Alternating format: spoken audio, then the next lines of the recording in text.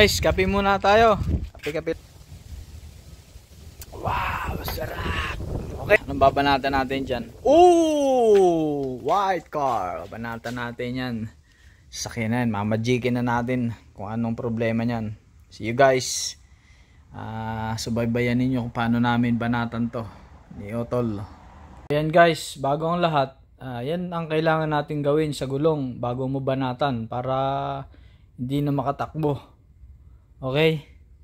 Kaya kailangan may safety lagi tayo sa gulong. Kahit anong gawin mo dyan, hindi makatakbo yan pag binanatan mo. Okay, di ba? Yan, kahit isang gulong lang, hindi na makakapalag. Diba? Ito ang very important before banatan mo yung car mo pag titirahin mo para hindi sila makapalag. Yan. O yan guys, babanatan na namin ni Otol Romel itong sakyan na to. Babanatan na namin yan, mamajikin na namin yan. Kaya subaybayan ninyo ako sa pagpapatuloy ng aming pagmamagic sa puting sasakyan ito. Ayan na guys, binubuksan na guys. Ayan, mamaya ako na uli magbibideo. Okay. Ayan guys, masarap pala pag talagang walang pasok, no? Mekaniko ka lang. Ayan, binabanata na yung battery. Palitan na yan. Okay, see you guys next video. Ayan guys, yung bagong bili, inihipan lang yan ng mekaniko.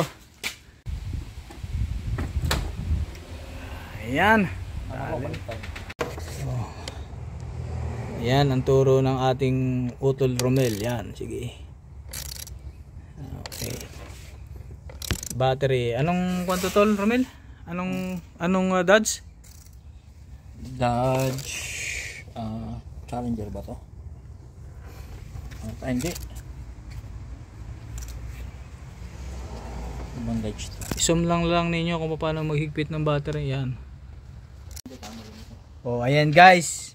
Yan ang tutor ng paglalagay ng battery terminal ng ating Otol Romel!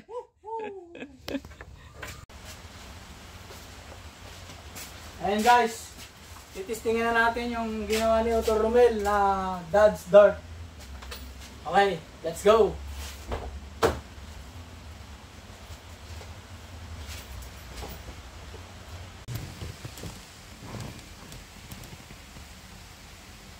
Okay, let's go. Panatan natin to.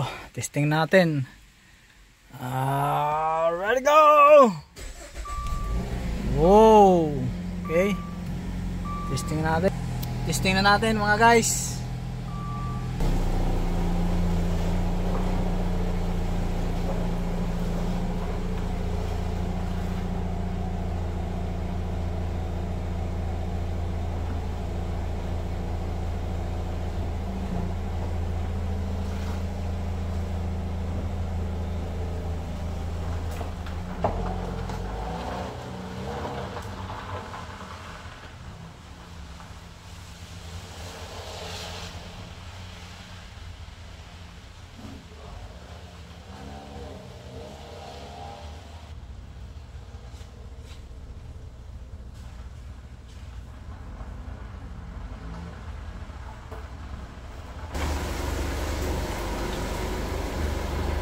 Okay guys, siyempre bago ang lahat, bago natin ibigay sa may-ari ang sakyan na to dahil ginawa natin ang kanyang sakyan, i-double check natin, i-retorque natin ang kanyang gulong kasi nagpalit din tayo ng preno.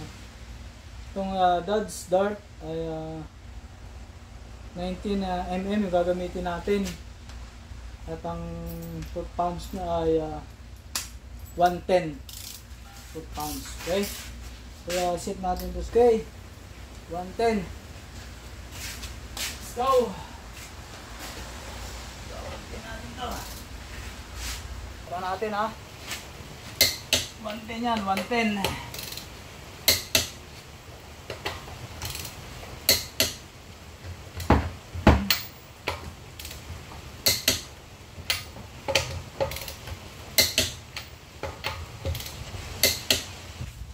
Ayun guys, na-testing na natin yung ating Minajex. See you next video again!